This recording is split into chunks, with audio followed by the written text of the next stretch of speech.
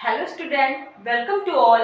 बेटा आज आप लोग डीएलएड फर्स्ट सेमेस्टर का सेकंड कंपलसरी पेपर शिक्षण अधिगम के सिद्धांत के विषय में अध्ययन करने जा रहे हैं।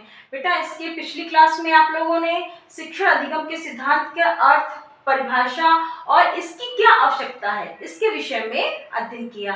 आज आप लोग शिक्षण अधिगम के सिद्धांत क्या है इसके विषय में अध्ययन करेंगे।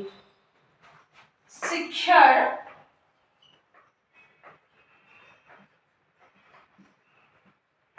अधिगम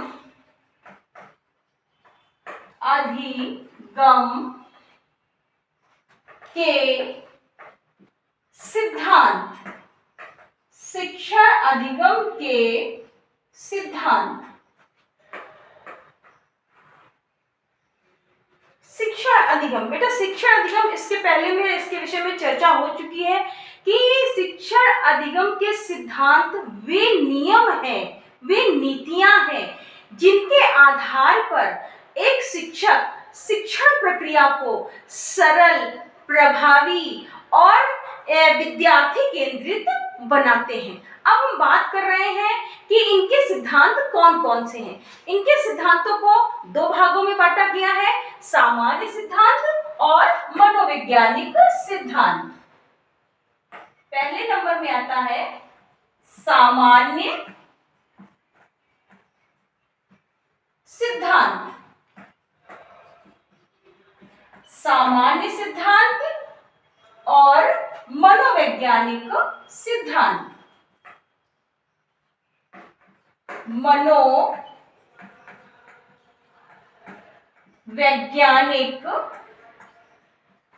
मनोवैज्ञानिक सिद्धांत।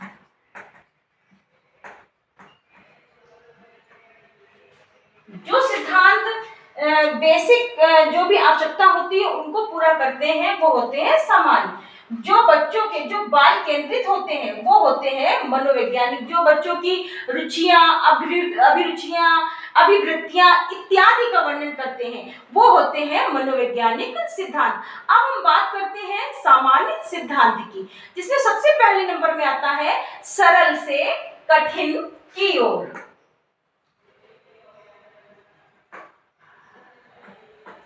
सरल से कठिन की ओर। बेटा विद्यार्थियों को तथा छात्रों को सबसे पहले सरल चीजें समझानी चाहिए, उसके बाद उनको कठिन चीजें बताई जाती हैं। डायरेक्ट हम बच्चों को शब्दों को लिखने के लिए तो बोलेंगे नहीं, पहले उनको A to Z या आ से ज्ञा तक बताया जाता है, फिर मात्राएं बताई जाती हैं, उसके बाद उनको जोड़ जोड़ कर शब्द कैसे बनते हैं वो सारी चीज बताई जाती है। अगले नंबर में आता है ज्ञात से अज्ञात की ओर। सेकंड नंबर में ज्ञात से अज्ञात की ओर। ज्ञात से अज्ञात की ओर। बेटा बच्चों को पूर्व ज्ञान के आधार पर ही चीजों को समझाना चाहिए, मतलब पूर्व ज्ञान के आधार पर ही नवीन ज्ञान बताना चाहिए। अगले नंबर में आता है मूर्त से अमूर्त की ओर। मूर्त से अमूर्त की ओर। बेटा यूं कहें कि छात्रों को पहले वास्तविक वस्तुओं एवं उदाहरणों से जो भी विचार बनते हैं उसके बारे में बताना चाहिए। अगले नंबर में आता है विशिष्ट से सामान्य की ओर। फोर्थ नंबर में विशिष्ट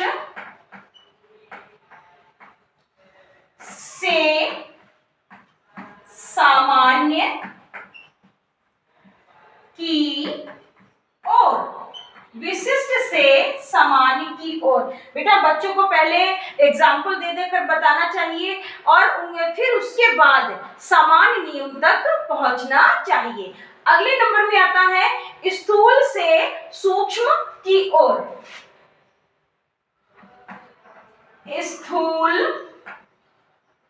से सूक्ष्म की ओर।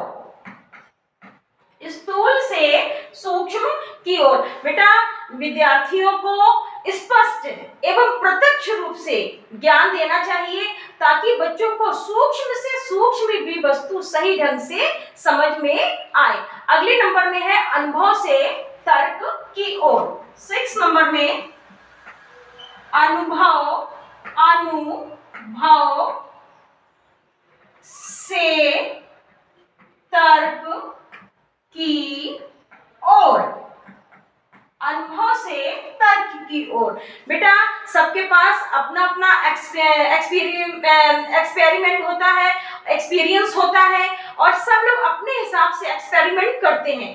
तो बेटा हमें बच्चों को तार्किक आधार पर उनकी समझ विकसित करनी चाहिए ताकि बच्चों को तार्किक आधार पर भी सारी चीजें समझ में आ सके। अगले नंबर में आता है पूर्ण से अंश की ओर। 7 नंबर में पूर्ण से अंश की ओर।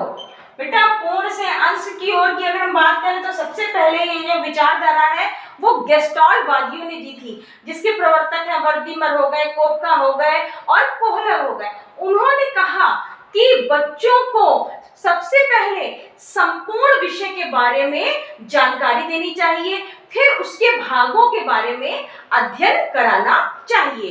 बेटा ये थे कुछ सामान्य सिद्धांत। अब हम बात करते हैं शिक्षण के मनोवैज्ञानिक सिद्धांतों की, जिसमें बेटा पहले नंबर में है रुचि का। फर्स्ट नंबर में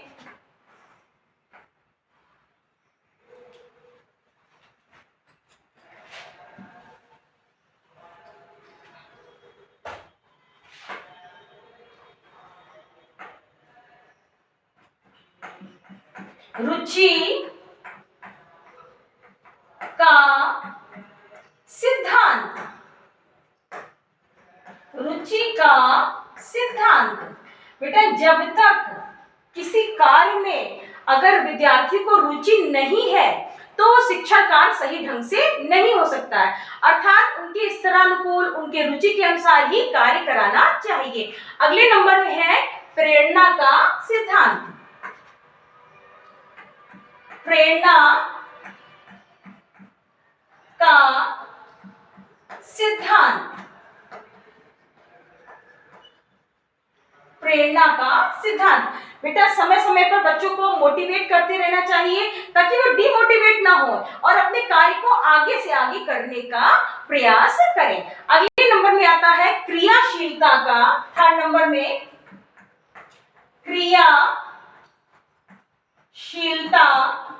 क्रियाशीलता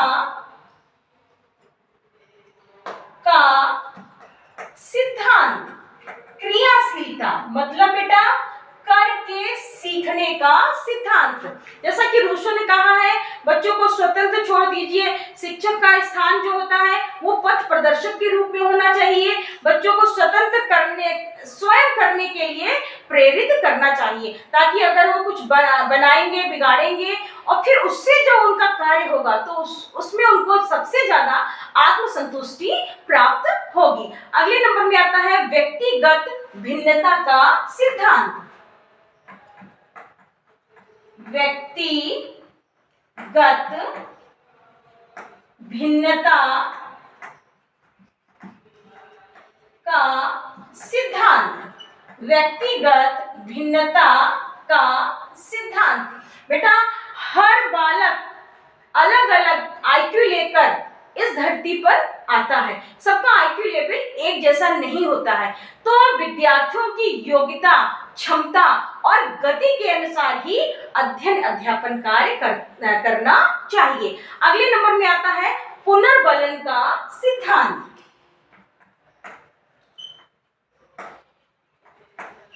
पुनर्बलन का सिद्धांत। पुनर्बलन मतलब कि हमें निष्क्रिय होकर कार्य नहीं करना चाहिए। हमें समय समय पर बच्चों को प्रशंसा और प्रोत्साहन देते रहना चाहिए। शाबाश, वेरी गुड, बहुत अच्छा इत्यादि, ताकि बच्चे और अच्छा कार्य करने के लिए प्रेरित हो सके। अगले नंबर में आता है तत्परता का सिद्धांत। तत्परता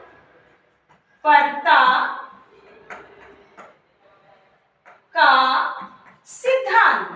तत्परता का सिद्धांत बेटा, जो भी अध्ययन अध्यापन कार्य कराया जाए वो विद्यार्थी की मानसिक तैयारी हेतु शिक्षण को आगे बढ़ाना चाहिए, ताकि बच्चे उसी तरह तत्पर होकर कार्य कर सके। अगले नंबर में आता है अभ्यास का सिद्धांत। 7वें नंबर में अभ्यास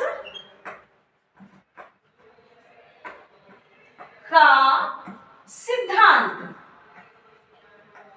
अभ्यास का सिद्धांत बेटा, जब हम बच्चों को ऐसी शिक्षा देनी चाहिए जो बच्चे बार बार किसी भी चीज का अभ्यास करके उसकी पुनरावृत्ति करके सीखने का प्रयास करें। जब हम किसी चीज को बार बार अभ्यास करेंगे तो वो एक ना दिन वो सारी चीज सही ढंग से समझ में आ जाएगी। तो बेटा ये थे शिक्षण अधिगम के कुछ मुख्य सिद्धांत जो 2 प्रकार के हैं, सामान्य सिद्धांत और मनोवैज्ञानिक सिद्धांत, जिसमें सबसे पहले नंबर में था सरल से कठिन की ओर, फिर ज्ञात से अज्ञात की ओर, मूर्त से अमूर्त की ओर, विशिष्ट से सामान्य की ओर, स्थूल से सूक्ष्म की ओर, अनुभव से तर्क की ओर, पूर्ण से अंश की ओर। मनोवैज्ञानिक के अंतर्गत रुचि का सिद्धांत, प्रेरणा का सिद्धांत, क्रियाशीलता का सिद्धांत, व्यक्तिगत भिन्नता का सिद्धांत, पुनर्बलन का सिद्धांत,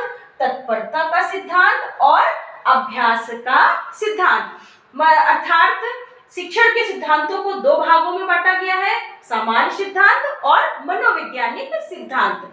तो बेटा आज के लिए इतना ही। नेक्स्ट टर्न में नेक्स्ट टॉपिक के साथ। Thank you.